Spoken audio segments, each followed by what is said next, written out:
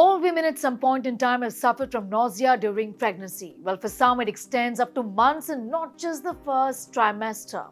It is called morning sickness. Now, from my own experience, I'd like to say that morning sickness can happen throughout the day. The term morning sickness by itself is a misnomer. For some, it is relatively mild, coming and going during the first trimester without much fuss. They're the lucky ones. For others, it can be severe, life-changing, and even traumatic. Frequent symptoms of nausea and vomiting can become a significant problem, impacting an individual's health, well-being, and ability to perform basic tasks. Now, given nausea and vomiting in pregnancy is frequently misunderstood, its effects often underestimated, its incorrect naming actually contributes to the stigma and lack of effective treatments faced by many women. Well, the most severe form of nausea and vomiting in pregnancy is called hyperemesis gravidarum. Now, women with this problem, this complication, have severe and persistent symptoms that can make it difficult for them to eat and drink enough. It can lead to weight loss, dehydration, and of course, nutritional deficiencies during pregnancy. My own experience again, inability to eat, and I actually gained just 4 kilos during my pregnancy.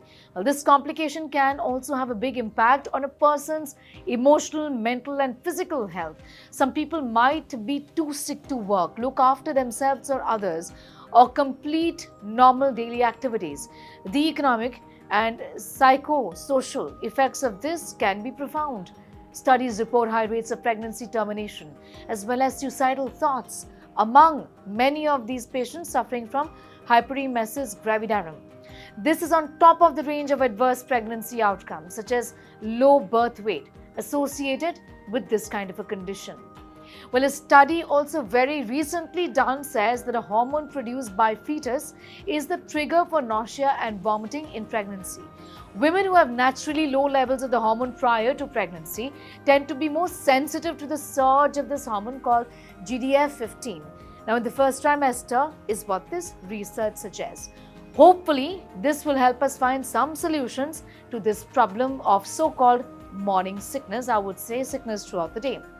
How would this morning sickness throughout the day, like I said, has been treated in the past, say 100 years ago? Let's take a look at what has been done.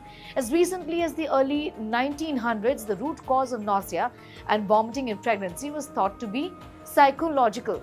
Journal articles referring to hysteria as the principal cause of nausea and vomiting, and of individuals manifesting symptoms as a result of being unhappy with their pregnancy or marriage, or even seeking attention.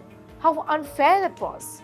Well, these erroneous beliefs have led to various dismissive and damaging practices in just so many years, resulting in women feeling isolated and unsupported.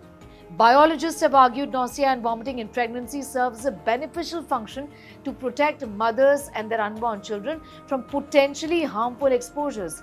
In part, this is based on evidence those experiencing nausea and vomiting in pregnancy are less likely to have a miscarriage. Well, this seems to be accurate. Maybe that nausea and vomiting in pregnancy has benefits. We don't know just yet.